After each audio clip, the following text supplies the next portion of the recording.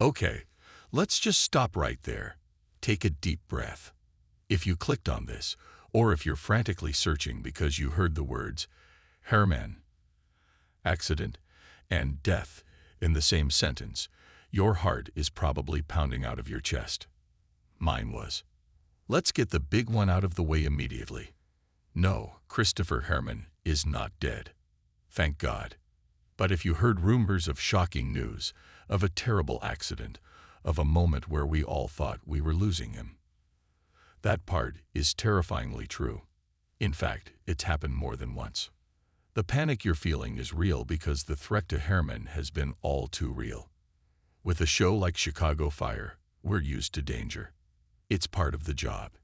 But Herrmann is different. He's not the hotshot, risk-all daredevil. He's the dad.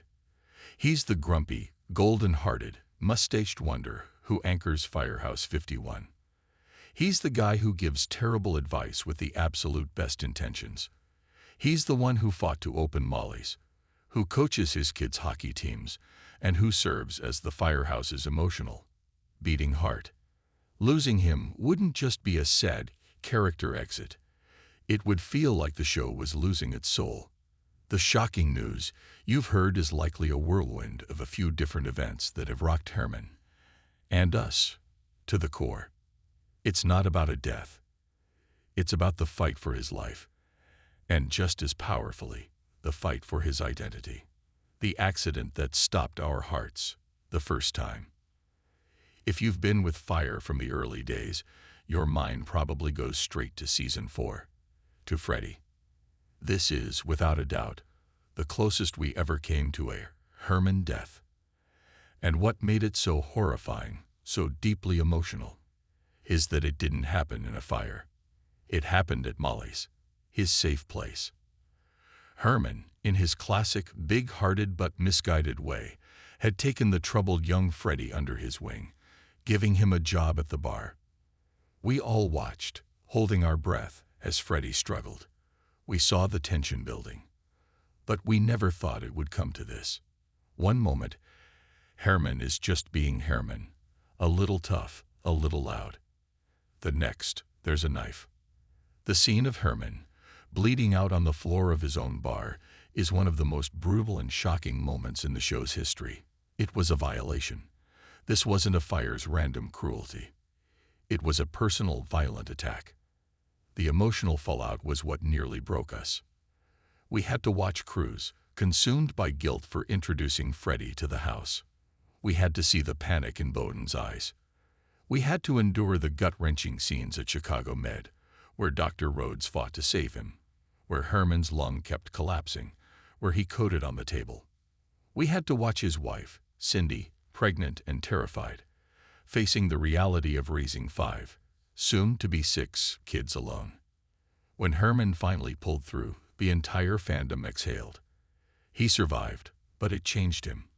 It left a scar, not just on his body, but on his sense of safety. We thought, okay, he's had his near-death experience. The show won't do that to us again. We were wrong. The death of a firefighter.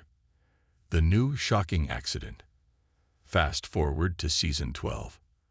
Herrmann has survived stabbings, countless fires, and the stress of 5 kids. He's the elder statesman of 51. And then, in the season premiere, it happens again. This time, it was the job. During a harrowing call involving an arsonist, Herrmann and Mauch get trapped. In a moment of pure heroism, Herrmann pushes Mauch out of the way of a blast, but he can't save himself from the concussion. At first, it seemed like a typical close call. He's Herrmann. He shakes it off. He gets up. He makes a grumpy comment. And he moves on. But something was wrong. The shocking news this time wasn't a sudden bloody trauma. It was a quiet, creeping dread. The accident was the blast, but the injury was far more insidious. Herrmann started missing calls on the radio. He couldn't hear his colleagues. He was covering it up, pretending it was just a ringing in his ears. It was his partner, Ritter, who finally noticed. The diagnosis was terrifying. Herrmann had suffered severe, permanent hearing loss from the explosion. This wasn't a fight for his life. This was a fight for his career. This storyline was, in many ways, more emotional than the stabbing.